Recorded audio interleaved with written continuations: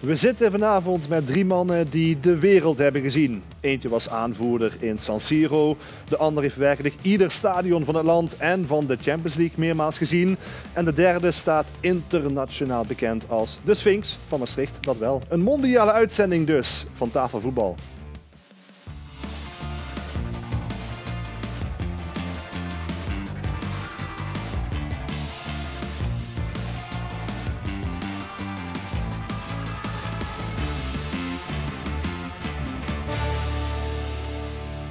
Welkom bij Tafelvoetbal.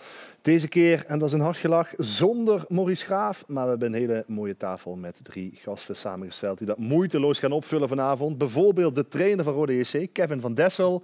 Onze Fortuna-commentator van L1 natuurlijk, Falco Kremers. En de man die hier iedere week zit en qua outfit zomaar vandaag de Michelin-sterren had kunnen uitreiken, Reginald Tal. Fijn dat jullie er zijn allemaal. Herfstweer, het kooltje. Ja, heb je het koud? Kooltje. Ja, Nee, dat is mode. Oh, sorry. Ja, dan moet je mij even komt straks ook in Midden-Limburg. Ja, dat komt Midden-Limburg. Nou ja, ik laat hem even lopen. We zeiden het al, geen Maurice Graaf. Of is hij er toch misschien een heel klein beetje? Uiteraard ben ik benieuwd of Fortuna de play-offs gaat halen.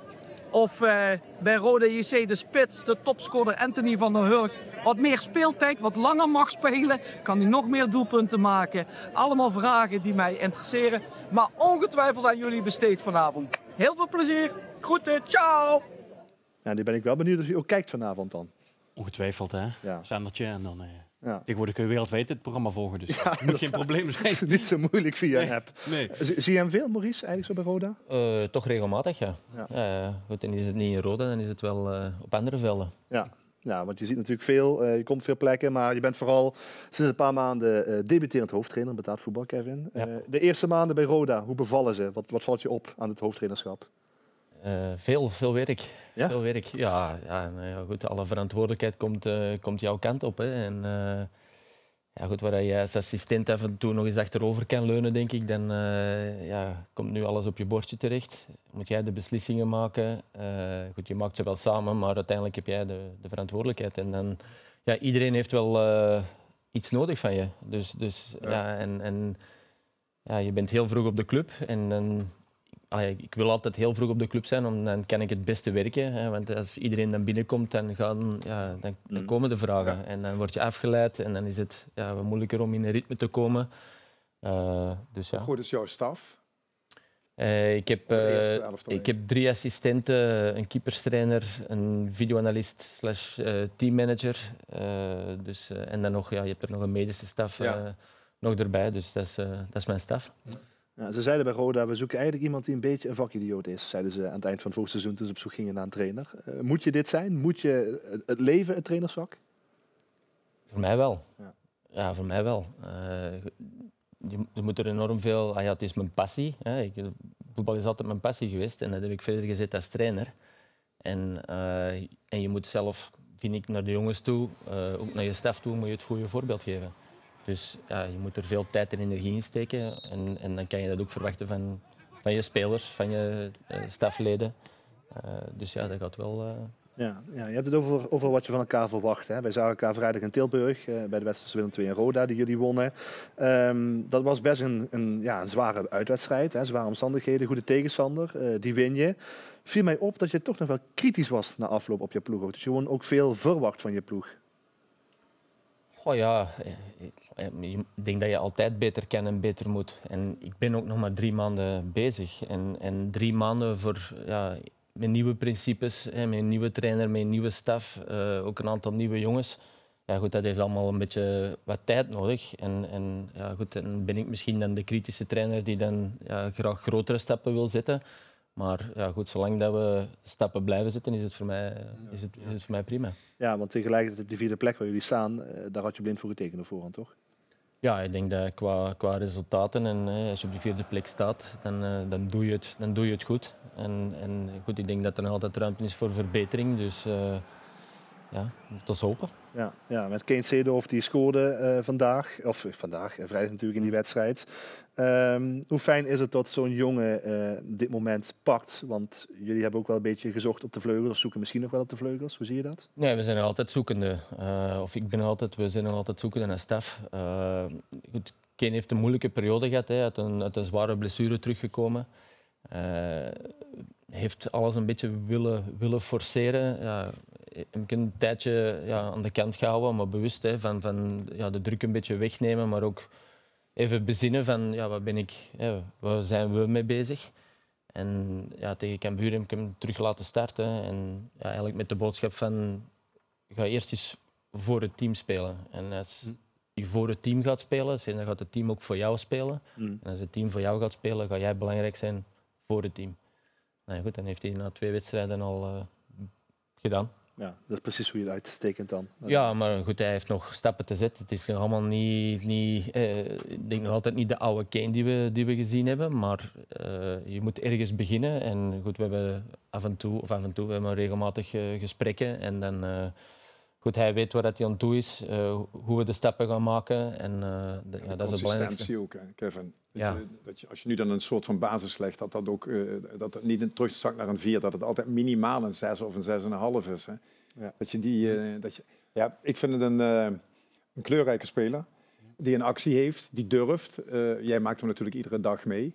Maar dat is wel iemand die of een voorzet, een actie kan maken en zelf ook doelgericht is. En het is wel een smaakmaker. Ja. En hij was zelf ook wel opgelucht, Seedorf, dat hij de band brak in Tilburg. Volledig intuïtie. Ik probeer niet zo min mogelijk na te denken als ik voetbal. En dat is zo'n moment. Ja, dan zou je bij wijze van spreken zomaar Limburg zelf al kunnen zetten Dat heb natuurlijk. ik dan ook maar gedaan. Ja, laten we heel even kijken naar het oude elftal, hoe dat uitziet. Hè? Want we wisselen iedere week natuurlijk door met de mannen die erin komen. Het is een vrij aardig elftal. Ja, je zegt het al, Seedorf, die kun je er zomaar inzetten. Voor wie? Maar één heb ik dan gedaan, toch? Hè? Ja, ik geloof het wel. Ja. Dat Falco mij natuurlijk weer... jullie bellen hem eerder. Hier ook standaard. Hij was sneller dan jou, Ja. zo kun je het ook zeggen. Nou ja, ik twijfelde nog tussen Silva Timas om een beveerder in te houden. Omdat als hij een doelpunt maakt, of wanneer hij een doelpunt maakt, hij maakt alleen maar mooie goals. Ja. Schiet er ook een paar vaak richting de Angelside of de andere kant van de parkeerplaats. Maar hij is ook een speler waar ik van kan genieten. En daarvoor ga je uiteindelijk, je gaat voor de winst, je wil je ploeg zien winnen.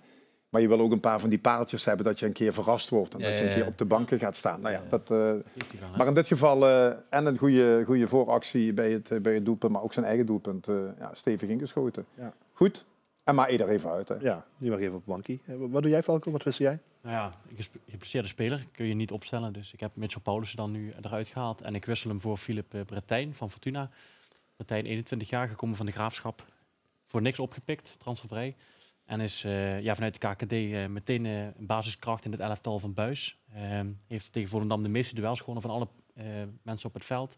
Kan op meerdere posities spelen. En ik vind, die jongen doet het echt heel goed, knap. En daarom verdient hij een keer een plek in het elftal, wat mij betreft. Dan krijgt hij die plek inderdaad in Limburg elftal. Getraind van Scheuven natuurlijk nog altijd. Laten we kijken hoe dat elftal er dan nu uitziet met die nieuwe namen. Ja, eigenlijk bouwen we gewoon een hele nieuwe linkerflank op de linksback na Simon Jansen die daar al een tijdje staat. Dan ziet het elftal er zo uit.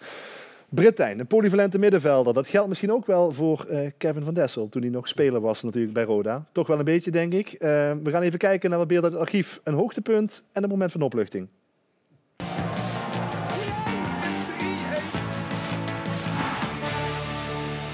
Van Haren met in zijn spoor Samacic, maar die is te laat. En dan is daar de goede kopbal en de treffer van Kevin van Dessel. Jo, enige kopdoelpunt zeg je? Ja, maar deze kun je je ook nog wel herinneren. Oké. Deze kun je je ook nog wel herinneren, denk ik. Ja, dat weet ik wel zeker. Laten we even kijken. Dat is de tackle. De mooie paas van Gewoon puur op de bal.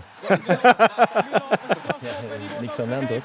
Dit is de laatste minuut in San Siro. En jij dacht, ik ga even een signaaltje afgeven. Dat zou ik nu tegen mijn jongens, je moet op de benen... Kijk eens, bal. Voilà. Eerste bal. Als er verder aan de pas komt, is gewoon... en het is gewoon doeltrap, hè, met de bal en dan tegen zijn been. Dus, ja. Gewoon balbezit. Maar als jouw jongens nu zo'n tackle zouden inzetten, wat zou je dan tegen ze zeggen? Dat zo lang mogelijk op de benen moeten blijven staan. Hoe anders is het Roda van nu dan dit? Ja, los van het niveau natuurlijk. Maar het contrast tussen als speler er zitten in die tijd en nu de trainer zijn, dat lijkt me wel groot bij momenten, toch? Ja, goed, het enige wat er nog een beetje aan herinnert is het stadion zelf. Hè. Ja.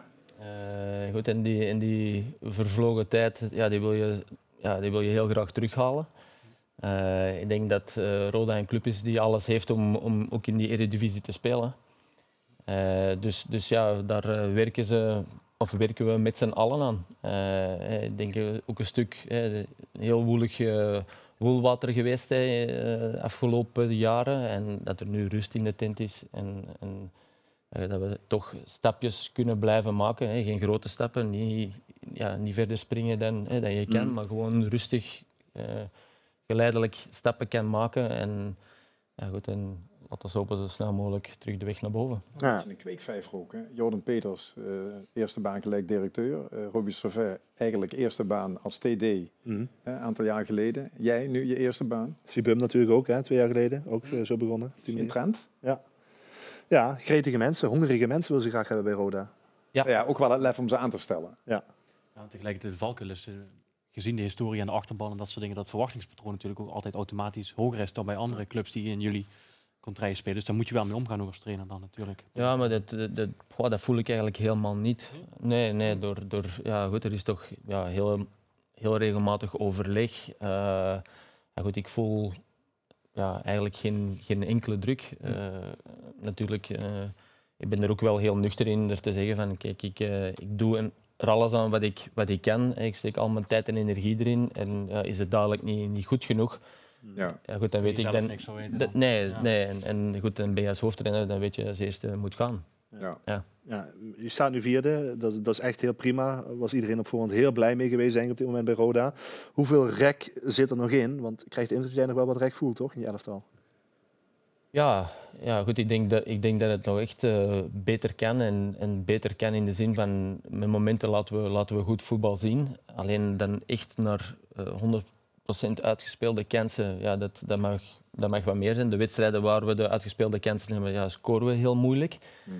En wat Reginald net zei, gewoon wat consistenter worden. Gewoon wat meer vaster worden. Hè. We hebben 2 non-wedstrijden gehad, Venlo en Topos. Ja, goed, en dan ben je eigenlijk... als je gewoon constant kan presteren en de basis waar ik het dan altijd over heb, als je dat iedere week kan brengen, dan ga je nog ver komen. Ja. De basis, zeg je. We hebben ook een basis in de provincie. De amateurs. De amateurs. Zo, daar komt het weer. Volle partij met in de 5e klasse Hellas 10-0 tegen Kakertse Boys. Grote man met 4 treffers is Christian Horstenbach. Met een vrije kopbal en met hulp van beide palen. Die tellen ook gewoon. Dit is Maastricht. Philip Schoenmakers bezorgt RK HSV uit Heugem. De derbywinst tegen Heer. Die tellen dubbel. En tot slot dan een doelman met een illustere naam. Mervi de Gea. Hij stopt namens FC Maasgouw 5 een strafschop tegen RK SVO3. Al moeten we daar dan wel heel voorzichtig bij zeggen dat die laatste ploeg wel met 3-0 wint. Nou goed, wel leuk om te zien natuurlijk. Heb jij nou mooie doelpunten, penalties, schwalbes, overtredingen, kantines gezien die je met de wereld en vooral met Limburg wil delen? Stuur ze dan in naar tafelvoetbal@l1.nl en we brengen ze samen met Mone Movies op de buis. Misschien de iPhone 17 aanschaffen, want ik zou 2 kijken van... Ja, maar die zijn niet leverbaar op het moment, dus je kunt niet te snel wezen. Vanaf ver gefilmd, hè? Ja, laatste, hè? een telelens de volgende keer of zo. Ja. Over Buis gesproken, Danny Buis. Ja, heel slecht bruggetje naar Fortuna, Falco. Maar het was best goed toch, tegen Volendam dit weekend? De wedstrijd was aan zich niet heel hoogstaand, vond ik. Maar Fortuna was beter dan Volendam. Goed genoeg om die wedstrijd alleen te winnen. En ja, dan blijf je weer ongeslagen thuis. En voor een belangrijk deel werd het zo vaak genoemd. Maar op zijn konto toch ook midden te schrijven. Dus ja, dat bruggetje mag je zeker maken. Ja, zeker. De trainer die de boel vaak goed neerzet. Het rendement was wel een dingetje, hè? Afgelopen zaterdag. Ja, het afmaken van de kansen, dat was wat er eigenlijk aan ontbeerde. Fortuna had zeker eerste helft 2, misschien wel 3-0 moeten voorstaan. Volendam bleef in leven. Dat kun je zelf dan, denk ik, verwijten. Alleen ik hoorde de spelers van Volendam na afloop zeggen dat ze hun slechtste wedstrijd van het seizoen hebben gespeeld. En dat riedeltje heb ik al 3 of 4 keer gehoord bij tegenstanders van Fortuna dit jaar. Dus ja, dan doe je toch ook iets goed uiteindelijk. Alleen inderdaad, dit kansen afmaken, dat is wel een ding wat beter moet. En dat weten ze zelf ook wel. Ja. De man van de goal was uiteindelijk Lonwijk. En die was blij met zijn doelpunt. Maar ook blij dat hij interlands mag gaan spelen de komende week. Elke wedstrijd die je begint, dan krijg je extra adrenaline en het trots gevoel dat je voor je land mag spelen. Dus die wedstrijden gaan meestal wel goed. De reis terug is meestal ook zwaar. En dan is het gewoon goed voor jezelf zorgen, goed eten, drinken en op tijd slapen. En dan zorg dat je weer fit bent om weer Eredivisie te spelen. Het is wel lekker dat hij nu 2 wedstrijden op rij begint te scoren natuurlijk. Hè? Ja, het is een speler die daar ook midden voor gehaald is. Dus een aanvallende middenvelder die af en toe een goal maakt. En als je dan ziet dat de droogte voorin, Sierhuis die net niet scoort, Peterson die in de afwerking niet voldoende is, Limnios die dan wel scoort, maar ook pas een eerste van dit seizoen. Dan is het fijn als je zo iemand achter de hand hebt die toch goed geposteerd in het 16 meter gebied staat. En Sierhuis dadelijk wel gaat scoren. Die zal zo'n 10 doelpunten gaan maken. Gladon is ook altijd goed voor 10 doelpunten. Dat is een vechtmachine die heel weinig doelpunten tegenkrijgt op momenten dat het ook echt telt. Ja. Zoals zo'n wedstrijdje tegen Volendam. Dus het gewoon publiek erachter, vechten, de rijen sluiten, weer een clean sheet, een fatsoenlijke keeper. Primo. Maar Sierhuis, hoe ver is hij? Want het is niet de Sierhuis van 1,5 jaar geleden natuurlijk. Maar dat is ook niet gek natuurlijk. Dus je zou het hem zelf moeten vragen of er nog iets van mentaal uitdaging in zit. Ik ben altijd overtuigd dat als een speler naar een langdurige blessure terugkomt, dat je gelijk op de training een keer een pirouetje moet laten maken. Dan weet hij dat het goed zit met zijn blessure. Dan moet je een beetje wat cleans kunnen doen. Maar dat is gewoon wedstrijdritme. Je kunt 3 maanden alleen trainen. De wedstrijden, daar gaat het om. Dat is een totaal andere inspanning. Omdat je ook onverwachte dingen moet doen. Ja, en Paul Gladon is een goede vervanger of een goede koppeltje, stand-in. Ja. Dus gaat er geen 20 maken. Nee, maar dat weet hij ook zelf van zich. 10-12 is zat. Ja. En Kai gaat er ook een keer 10-12 maken. Maar dat heeft nog wel even nodig. Hoe ging dat bij jou? Want jij hebt ook wel je blessures gehad in je carrière natuurlijk, hè? Ja, maar goed, ik herken dat wel. Hè. De momenten dat je... ik kwam terug uit blessure na 6 maanden. En met alle testen bovenaan. Ik was de fietste eruit. Ja. En ik stond de eerste keer terug op het veld. En na 5 minuten kon ik aan de zuurstof. En dan heb je ook wel dat gevoel van de onverwachte bewegingen. Maar dat eerste duel, dat is inderdaad heel belangrijk. Dan krijg je dat, dan komt dat er en dan doorsta je dat. En dan gaat die knop om. Ja. En dan dat is iets ongrijpbaars. Dan in één keer voel je je bevrijd. Ja, en dan ga je terug gewoon. Jij zegt net, Falco, dat je voor de zoveelste keer hoorde dat een tegenstander toevallig tegen Fortuna de slechtste wedstrijd van het seizoen speelde. Dat is niet toevallig, zijn we dan geneigd te zeggen. Kan het ook een keer voor Fortuna tegen gaan zitten? Want ze winnen heel veel van die wedstrijden waarbij het 2 kanten op kan uiteindelijk. Ja, dat gaat natuurlijk een keer mis. Hè. Kijk, bij Telstar had je natuurlijk al kunnen verliezen. Dat had helemaal niet gek geweest als je daar niet had gewonnen. Dus natuurlijk, en met de kwaliteit die Fortuna heeft en ook met de blessures, dan ga je natuurlijk ook tegen een aantal zepels aanlopen. Maar dat hoeft helemaal geen probleem te zijn. Als je het meerdere van de wedstrijden gewoon thuis je punten raapt en dan zie ik Fortuna geen enkel moment de problemen komen. Sterker nog, ik denk dat ze een beter elftal hebben als vorig jaar. Ja. Ik denk dat ze zich echt versterkt hebben. En ze missen ook een hoop mensen onder de streep. Ja. Half middenveld ontbreekt gewoon op dit moment. Ja, precies. Met Michou en Iatare die er dan nog geblesseerd zijn. Van Ottelen die nog moet terugkomen. Dus dan krijg je ook achterin wat meer spek op de ribben, zal ik maar zeggen. Dus ja, het ziet er gewoon, vind ik, echt heel degelijk uit. Ik denk dat degelijk wel het woord is wat bij Fortuna past. Ja. En iedereen pakt ook zijn rol. Weet je. Als de een even een minder dag heeft, zoals Bertijn heeft ook minder wedstrijd, dan pakt Vosso die rol. Ja, inderdaad, wat jij zegt, als Sierhuis een keer niet thuis geeft, dan pakt Brent Gladon oorlog in de tent. Dus ja, je hebt de concurrentie in zo'n elftal en dat is denk ik ook heel belangrijk. Dat is heel goed. En qua puntenaantal sta je er natuurlijk goed bij op de Eredivisie-ranglijst. 8e plek. Het gaat altijd om die 30 punten of die 32. 34, zei Danny Buis. Ja, ze zijn bijna op de helft, hè? We zijn 10 wedstrijden onderweg. 7 keer winnen, hè? Ja. nee, het gaat natuurlijk uitstekend. En kijk, over 2 weken of volgende week mag je dan naar Excelsior. Dan krijg je Groningen thuis. Ja, dat zijn ook wedstrijden waar je nu met vertrouwen denk ik gewoon naar uit kunt kijken. Ja. Dus ja, heel goed. Ja, zeg dat wel. Zullen we ons even opmaken voor een versnelde ronde? Even korte antwoorden graag op een paar vraagjes. Reginald, jij zei vorige week kleuterschoolpsychologie van Davy Heijmans. Het heeft wel geholpen bij MVV. Ik heb de training zelfs gaan bekijken en daar, het korte antwoord is dan weer jammer bij deze vraag. Kan nog steeds. Het hypocriete zit erin, je hebt een nieuwe trainer, hij doet het goed. Ik zag energie, ik zag mensen lachen en dan ga ik dat proberen te verklaren naar mijn eigen carrière. En dan denk ik heb er ook een paar wisselingen meegemaakt. Tegelijkertijd, Edwin zat er alweer 1,5 jaar. Snel, waarschijnlijk zijn de spelers alweer op hem uitgekeken en is het even verfrissend. Ja, luister, 7 punten uit 3 wedstrijden. Ja. Dankjewel voor het korte Die tafelinschikking heeft daar niks mee te maken trouwens. Moet Fortuna Halilovic erbij gaan betrekken nog? Nee. Nee? Oké, dat is kijk heel van ook. Ja. 4 keer in Brabant gespeeld, Kevin, dit seizoen. 4 keer gewonnen. Vaker doen. Iedere wedstrijd. Ja, altijd standaard.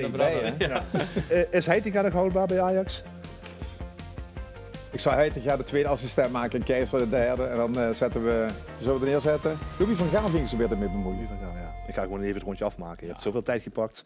Maar toch, als je het erg vindt. Stel dat er iemand voor Buis komt. Ja. Want dat ligt goed in de markt. Kan Ja. Fortuna zich een tussentijds vertrek permitteren? Dat is een moeilijke vraag. Ja, eigenlijk niet. Maar ik vrees wel dat het gaat gebeuren. Is het niet in de winter, dan is het aan het einde van het seizoen. Ja, Ben ik bang. dat weet je bijna wel zeker. Hè? Ja. En Memphis Depay die is zijn paspoort kwijt bij het melden bij de nationale ploeg. Is dat jou wel zo voorkomen? Nooit. Nee? Altijd professioneel. Ja, toch wel. Jij hebt natuurlijk bij de Belgische jeugdploeg ook gezeten, hè? Bij de elftallen. Veel gereisd. Hè. Ja, niet alleen met het Belgische elftal, maar ook met Roda, Europese wedstrijden, met Genk, met Gent. Ja. Dus paspoort was altijd daar. Ja. De doelpunten waren er ook vaak en die zijn er nu ook bij jullie. Met name te danken aan één man die heel makkelijk het doel vindt. Hoe waardevol is Anthony van der Hurk voor een trainer? Ja, buiten op het veld is hij naast het veld ook gewoon enorm belangrijk. Is toch een aanspeelpunt, een rustpunt, kan een bal bijhouden. Je aanvoerder ook, hè? Ja, aanvoerder. Dus daarom dat ik het ook zeg, naast het veld ook enorm belangrijk om die groep aan te sturen, samen met nog andere jongens. Maar ja, in het veld is ook, ook geen moeilijke jongen. Die heeft zich ook perfect aangepast. De manier van spelen, misschien niet direct op zijn lijf geschreven, maar hij wil er alle energie in steken. Hij zegt van zichzelf dat hij zich nog nooit zo fit heeft gevoeld. Dus ja. En de tegenstander houdt ook echt rekening met hem. Er staat echt een kerel, er staat iemand die... ja, je hebt er de handen mee vol. Hè. Ja, precies, dat er wel geverfd is. Niet zozeer direct de loper, hè, alhoewel dat ik dat misschien iets dat hij dat wel wat meer mag doen, maar hij is heel waardevol van, aan de bal ook. Slimmigheid. Ja, een duwtje hier, een duwtje daar, precies. En dat heb je nodig, hè, die ervaring in een ploeg. Ja. We hebben een paar keer geïnterviewd dus, maar ook altijd goede, toen hij nog bij MVV zat ook. Ja. Altijd goede teksten, geen clichés, gewoon zeggen waar op staat. Dat is gewoon heel fijn. Ja, aanvoerder. Ja. En hij scoort dus makkelijk. Dan kom je in een illustre rijtje terecht als je in je eerste 10 wedstrijden voor Roda minimaal 7 doelpunten maakt. Kijk maar eens even mee. Peter Hofstede en Maurice Graaf, de andere Roda JC's die dat lukte. Moeten we hem toch even feliciteren misschien? Ja, was dat ook in de Eredivisie zelfs? Dat was de afgelopen 50 jaar het over, hè, dit allemaal. Nee, maar heeft Maurice die in de Eredivisie gemaakt? Dat is nog een stuk knapper. Ja, ik denk het wel. Ja, zeker weten. Complimentje. Jullie hebben nog iemand op proef momenteel, Jerome de Joom. Ja. Ook iemand met een MVV-verleden. Ja. Voor welke positie zien jullie hem? Want kan meerdere plekken spelen, toch? Ja, goed. Voor mij is dat een 8 positie. Hè. Een loper, verbindingsspeler tussen verdediging en aanval. Technische jongen, ook een jongen met ervaring. Hij was al eerder in beeld bij de club. Alleen had hij zelf misschien gehoopt of gegokt om wat hoger te spelen. Ja, dat is er uiteindelijk niet gekomen. En uiteindelijk zijn we bij elkaar gekomen en proberen er een win-win situatie van te maken. Hij kan zich verder fit maken, houden. En op het moment dat die wedstrijd fit is, mag die concurrentie aangaan. Dan is het ook gewoon heel aannemelijk dat hij bij jullie kan gaan spelen op termijn dan. Dat kan zeker, ja. Dan heb je wel weer wat opties erbij op je middenveld, waar je toch al een beetje gezocht en geschoven hebt links en rechts. Ben je eruit? Op middenveld heb ik niet zozeer veel geschoven. Hè. Ik denk dat je toch redelijk wat vastigheid hebt, hè, met Joey Muller, met Nisbet. Alleen op de teampositie, met Mitchell en met Schwirten heb je wel eens gewisseld. Lucas die zit er ook heel dichtbij, Lucas Beerte. Dus dat zijn zo de jongens die het middenveld uitmaken. Ja, goed, als daar Jerome dadelijk bij komt, dan in eerste instantie gaat hij richting Joshua Nisbet zijn in de concurrentie aan te gaan. Maar goed, een goede voetballer is altijd mooi meegenomen. Ja, je hebt natuurlijk ook op die 10 nog Michael Breij als optie. Hè? Absoluut. Die speelt veel aan de zijkant op dit moment. Is dat nog iets wat je overweegt om een keer... Ja, goed, dat speelt al wel wat langer. Alleen, goed, waar ik aangeef dat ik de keuzes nog in de twijfel zit aan de buitenkanten. En is hij mijn eerste optie nog altijd om daar te spelen. Maar goed, hij is ook niet echt de flank of de typische flankspeler. Hij mag van mij ook veel aan de binnenkant spelen en gaan zwerven. Wat bij hem opvalt, dat hebben we de vorige keer niet tegen hem kunnen zeggen, want dat zou ik de volgende keer tegen hem zeggen, dat hij ontzettend veel kansen krijgt, afdwingt ook, en dat hij er ontzettend weinig maakt. Hij komt vaak in een kansrijke positie. Ik ben niet van de statistics, zeg maar per se expected goals en die onzin. Maar hij komt in eerste instantie denk je, nou super dat hij er komt. En achteraf of het over zich even verliezen om hem niet breed te leggen of zelf net niet kunnen scoren. Misschien nog even over doorpraten in de verlenging zometeen. Goed. Maar niet voordat we naar het spoorboekje hebben gekeken. Weinig voetbal dit weekend, want Interlandweek, dus Nederland Elftal speelt. Geen Limburgse clubs in actie, maar wel het WK Gravel in Zuid-Limburg. Iedere dag op YouTube LA Nieuws Code Gravel met een update van alles rondom dat evenement. En zondag ook een live uitzending allemaal te horen bij L1. Wij gaan doorpraten op YouTube in de verlenging met Reginald, met Falco en met Kevin. Volgende week is tafelvoetbal terug met Erik Meijer dan hier aan tafel. Dus graag tot dan. Colombiaan, 3,5 ton netto verdienen. Weet je, ja, dan heb je de begroting van MVV van voor. Een Colombiaan voor 3 miljoen. Ja, bijvoorbeeld. Ja. De Belgische tweede nationaal bijvoorbeeld. Ja, dat zijn hele andere parameters en bedragen. Citygroep, hè? Ja. Nee. Moeten we de mensen nog even welkom heten? Doe maar. Ja, oké. Welkom allemaal. Dit is de verlenging van tafelvoetbal. Met Kevin van Dessel, met Falco Kremers en met Reginald Tal. En een Colombiaan van 3 miljoen. Altijd geen idee wie dat is. Maar we gaan nog even doorpraten over de onderwerpen waar we het nog niet over gehad hebben in het televisiegedeelte. We zeiden het net al, Kevin. Het is jouw eerste klus als hoofdtrainer. Hè? Je hebt jarenlang in België als assistent rondgelopen. Bij Genk, bij Gent, bij Mechelen. Ook in de jeugd van Genk veel gedaan. Is het werken of het voetbal in Nederland heel anders dan in België voor jou? Ja, het fysieke, hè, wat ik zelf toen al ervaren heb, dat in België een stukje fysieker is. In Nederland toch meer het technisch-tactische vernuft, alhoewel ik denk dat België langzaam de inhaalbeweging gemaakt heeft. Dus ja, voor mij het grootste verschil blijft het fysieke. Ik denk de wedstrijd PSV-Union is daar een goed voorbeeld van.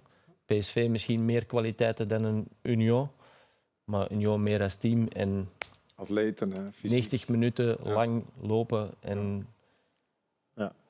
Ja, jij ziet ook veel Europees voetbal, hè? Ja, klopt. Ja, we zijn concurrenten van elkaar. Nederland en België. Nee, maar op de coëfficiëntenranglijst. En je ziet gewoon die Belgen die doen het de laatste jaren uitsteken. En Nederland heeft nu een terugval. Maar ja, inderdaad. Ja. Ik heb Club Brugge ook gezien. Zag er ook goed uit. Ja. Dus wat dat betreft, Europees timmers ook aardig aan de gang. Ja. En tegen City een beetje dimmen allemaal, als het even kan, hè? Ja. Jij gaat vaak met City meekijken naar de wedstrijden, toch? Nee, ja, zeker. Nee, klopt. Ja, daar zie ik ook als Belgische ploegen. Maar ja, daar zie je toch nog wel niveauverschil. En dat kan ook niet anders. Ik bedoel, de budgetten kun je natuurlijk ook niet met elkaar vergelijken. Het zou niet eerlijk zijn. Dus, nee.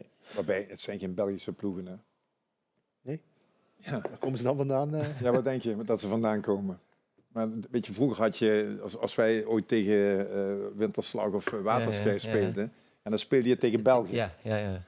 Nou ja, maar Genk is een talentenfabriek. Hè? Die leveren gewoon de ene naar de andere international. Nee, dat weet ik wel. Dat heb je met Groningen en AZ ook, maar de rest is ook maar omdat je mee heert. Nou, ik denk wel dat Genk voor iets meer verkoopt dan Groningen en AZ. Ja, AZ misschien niet. Maar hoeveel Belgen voetballen er in Genk? Ja, Brian Heijn al 100 jaar, toch? Ja, Brian Heijn, ja. Daarom zeg ik dat. Het Belgische voetbal, dat heeft niks met de Belgische voetbal. Toevallig voetballen ze daar. Ja. Het Nederlandse voetbal, dat heeft er niks mee te maken. Nee. Ja, PSV, Schouten en Veerman, en als het hard waait, ja, dan verlies je de wedstrijd.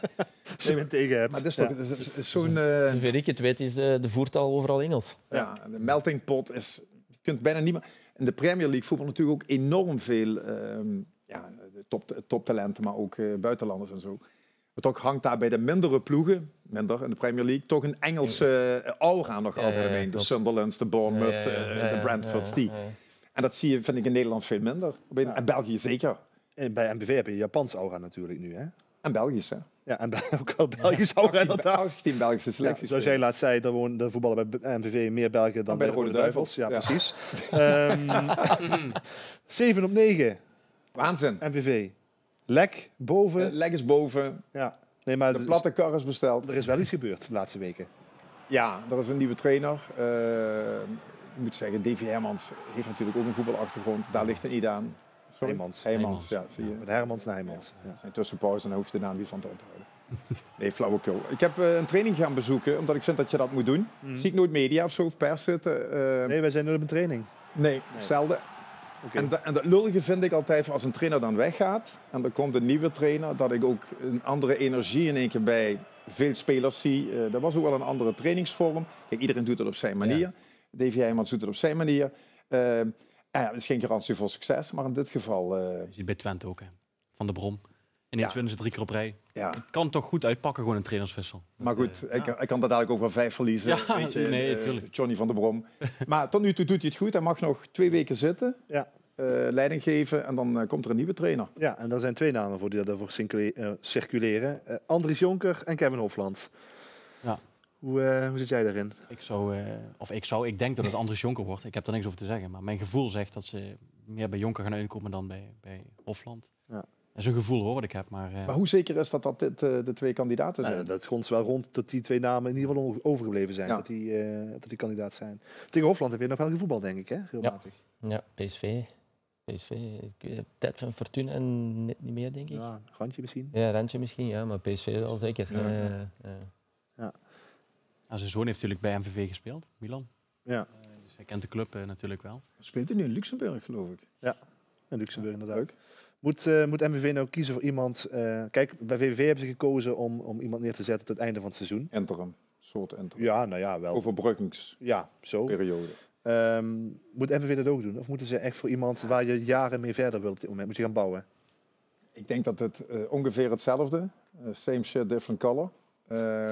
Maastad. Ja, MVV heeft natuurlijk een aantal trajecten achter de rug. 1, het overleven op zich, dat is 1. Nu nieuw kunstgrasveld, hoe vreselijk dat ook vindt, maar ja, het ligt er nu eenmaal. Derde is dat ze nu het stadion gaan renoveren. Dat is een gigantisch project. Ik weet dat Tom Dame ontzettend veel achter de coulissen aan, niet randzaken, maar belangrijke bijzaken de directeur bezig is. Dan, ja. Is nu de directeur.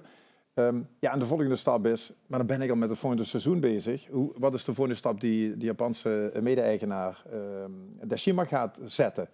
En mijn verwachting is dat ze dus een trainer aantrekken voor 8 maanden, 7, 8 maanden. Ja. Je kunt toch ook niet zo ver vooruit kijken. Dat heb je toch wel gezien de afgelopen jaren. Ja, precies. Je had gezegd 2 jaar geleden MVV zou aan de rand van de faillissement staan. En ik bedoel, in het voetbal is het toch ook, maar je kunt een x aantal maanden vooruit kijken en zeker bij een club als MVV. Dus ik ben het met je eens. De middellange termijn is ongeveer 3 maanden waarschijnlijk. Ja. Goed, en de vraag is, kijk, als je een Jonker haalt, dan krijg je aandacht. Het is een media gekend figuur. Hij heeft natuurlijk ontzettend veel ervaring op een heel hoog niveau. Dat kan ook een nadeel zijn natuurlijk. En ik vind Kevin een beetje een vriend van de show niet alleen, maar we hebben ongeveer dezelfde positie gespeeld. Het is iemand van de gestampte pot, vind ik. No nonsense, niet lullen, maar poetsen. En ja, ik hou van dat soort trainers. Ja. Tegelijkertijd, bij Jonker kun je ook lachen. Maar jouw voorkeur ligt wel bij Hofland, krijg je dan de indruk ook daarin? Weet ik niet. Nee, dat weet ik niet. Ik heb daar geen enkel gevoel bij. Ik vind alleen jammer. Kijk, Eben Hemmers weg, jammer. Kevin Hofland 2 keer voortijdig weggestuurd, waarvan de laatste keer ik lachwekkend vond na een paar wedstrijden bij Helmond Sport. Je gunt ook iemand een nieuwe kans. Nou, of dat nou MVV moet zijn of niet, dat moeten echt andere mensen uitmaken. Kijk, voor de pers zal het amusanter zijn in het omveld als Andries Jonker komt. We zullen het zien. Ben je daar niet meer de enige trainer in de Kevin in Zuid-Limburg? Moet je gaan oppassen natuurlijk. Maar goed, dat heel terzijde. Heb je helemaal niks aan verder. We noemden net al VVV, waar Peter Unik is aangesteld, voor een jaar. Dit zegt hij zelf over waarom hij dat ook wilde. Ja, en nu kwam deze kans voorbij dat ik dacht, ja, dat moet ik doen om toch ook te kijken van hoe is het als hoofdtrainer. Maar wel ook van, nou, laten we het jaar samen kijken, hoe bevalt het. En dan kan ik straks in de zomer weer daarover nadenken van, ja, is dit wat ik wil? Misschien ga ik weer met Jozef mee als hij een mooie club krijgt. Dat vinden we ook allebei erg leuk. Ja, dus dat vooral. Ik wil gewoon volgend jaar mijn handen vrij hebben. Maar ik vind dit zo'n mooie kans om mezelf te ontwikkelen. Dat ik denk van ja, weet je, die moet pakken. Ja, hij was natuurlijk assistent van Jozef Oosting bij Twente. En bij RKC al. Ja, precies. Kun je je voorstellen wat hij zegt? Ja, ik heb er wel een beeld bij. Ja, zeker. Zeker als je eerste club als hoofdtrainer zo dan... Ja, bij Jong PSV natuurlijk gezeten. Maar ik kan wel die woorden kan ik wel begrijpen. Ja, het is alleen voor VVV hopen dat hij dan ook die stappen kan maken. Zeg maar, want ze hebben het afgelopen week heel goed gedaan. Ik hoop dat ze de lijn met hem ook voort kunnen zetten. Dat zou mooi zijn. Ja, waarbij Peter nu wel zegt dat hij gaat kijken of het naar de zomer of het goed bevalt. Ik geloof dat VVV ook zei van, nou, we gaan geen trainer aanstellen voor de langere termijn, omdat er nieuwe ontwikkelingen zijn. Maar daar ben je het toch eens met elkaar? Nee, dat klopt. Ja. Dat zei hij niet. Nee, maar dat is bij jullie natuurlijk ook zo. Hè? Jij hebt ook voor 1 seizoen getekend. Ja. Ook een bewuste keuze van mijn kant uit. Goed, ik had er graag 2 gehad.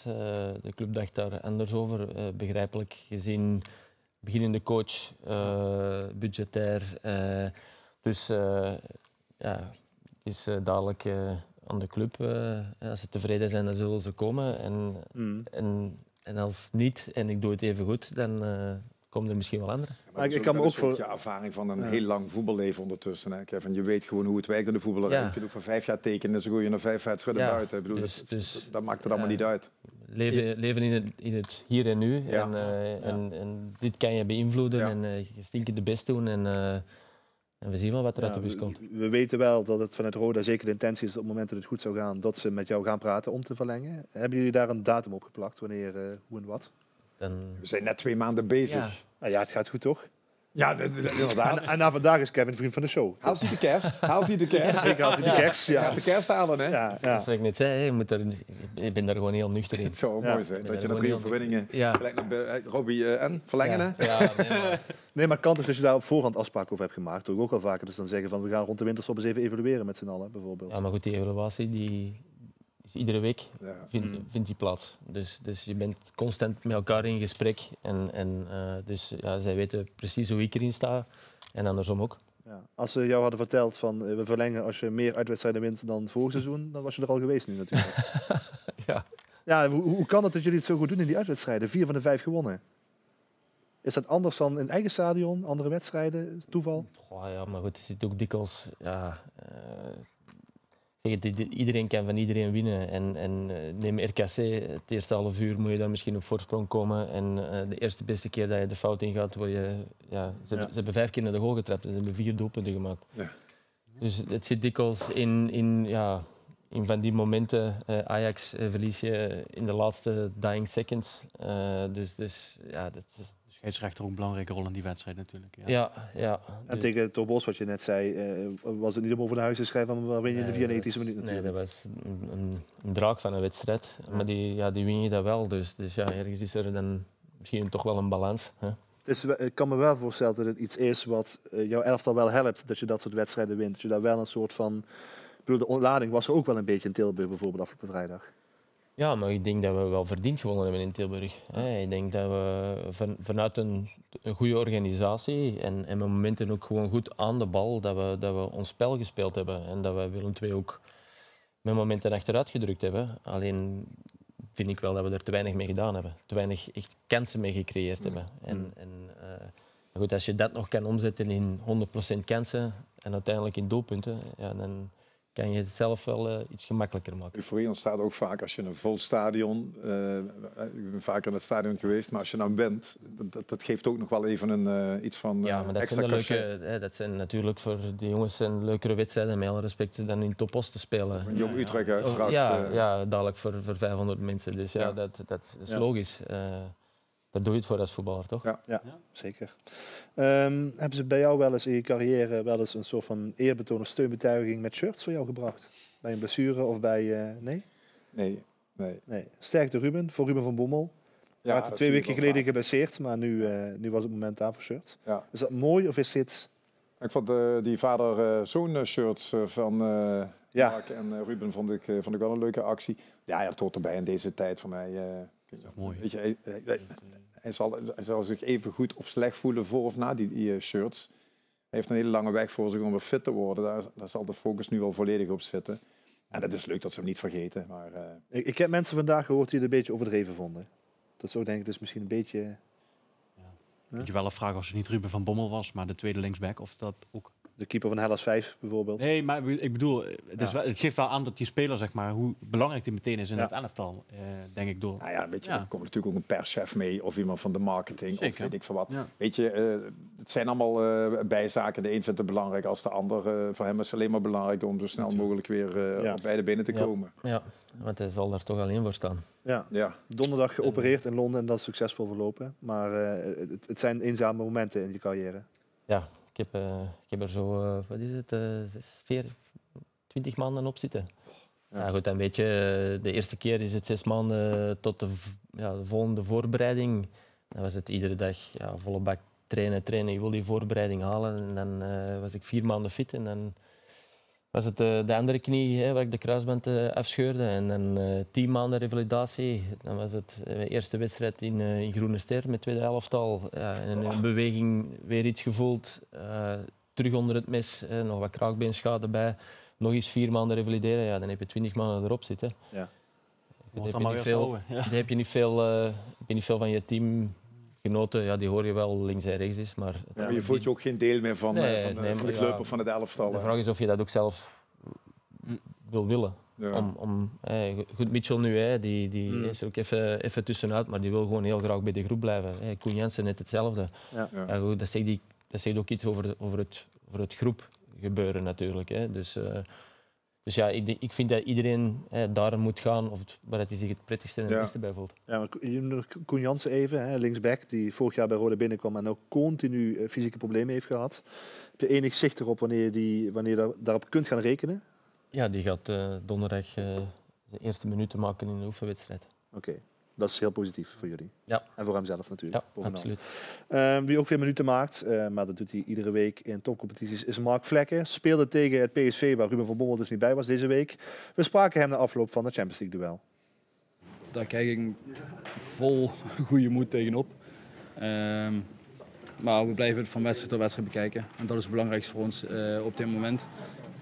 Hopelijk kunnen we als team ook wedstrijd voor wedstrijd blijven groeien. Dus dat we op zo'n punt terechtkomen waar we kunnen zeggen van oké, dit is het, zo willen we spelen.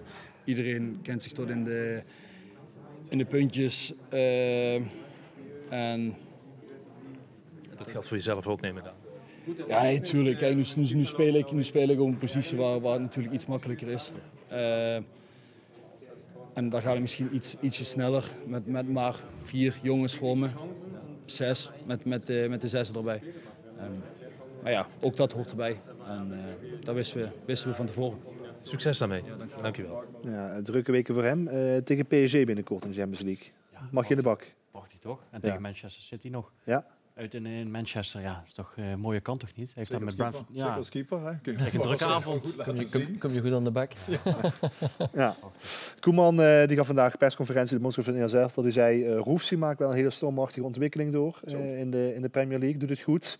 Derde keeper, ook nu derde keeper zegt hij, maar het ligt wel redelijk open voor de toekomst hoe het verder kan met de keepers. Ze verliezen weliswaar, maar hij rammelt er weer een paar ballen uit, maar hij heeft ook alles mee. Weet je, is groot, atletisch, goede kop, uitstraling.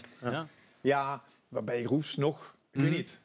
Ja, maar Koeman zei dus dat hij ook al aan die uitstraling, aan die presence, al flink gewonnen had in die week in de Premier League. Dat gaat snel. Ja, maar het gaat hem zo makkelijk af. Ook als je hem die interviews ziet doen, spreekt zeer goed Engels. Staat gewoon iemand die al 5 jaar in de Premier League keept. Ja. Zijn keepers hebben altijd een beetje aparte mensen. Nee, keeper is een apart ras, hè? Ja, precies. Ja. Waar ben ik? Ja, het gaat goed. Oké. Ja.